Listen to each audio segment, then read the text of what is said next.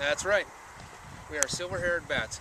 Our fancy scientific name is Lysinicterus noctivagon, which is Greek for night-wandering shaggy bats. Yes, night-wandering shaggy bats. You see, we're hairier than most bats, but we have this cool racing stripe. That's right.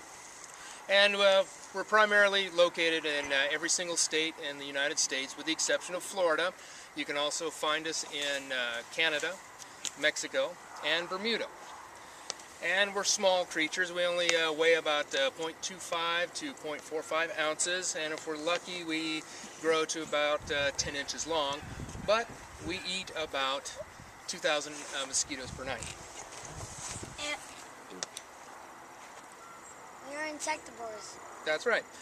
We eat flies, ants, moths, and crickets.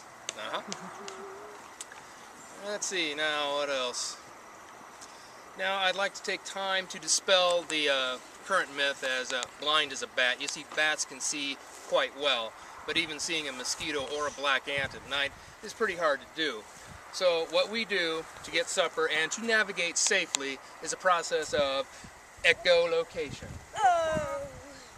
As you see, Flap will demonstrate. Echolocation is when a bat emits a pulse of sound. It goes forth, it bounces off the objects in front of it, and reflects it back to the bat. With this knowledge, the bat gains a three-dimensional picture of the immediate vicinity. And as I mentioned, Flap will demonstrate that. Beanbag he is holding will represent his voice. Dad. As he cried out, it hit me.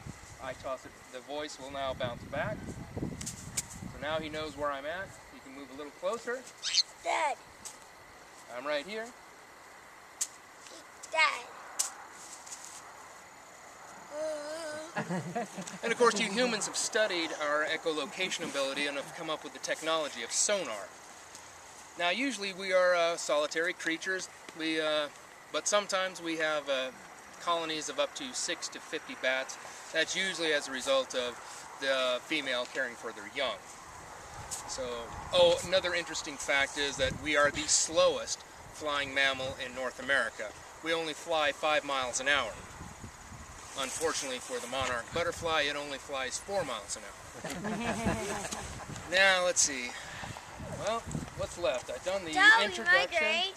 Oh, that's right. We are and this is a migration night hike, isn't it?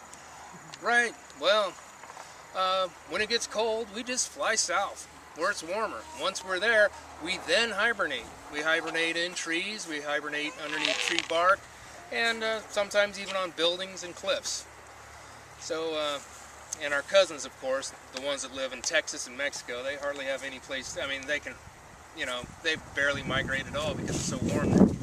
But Flap and I, we better get started because remember, we only fly 5 miles an hour. Dad, can I have another monarch? No, Brent, there's only one monarch left, and she has to give her presentation. Take care of her later.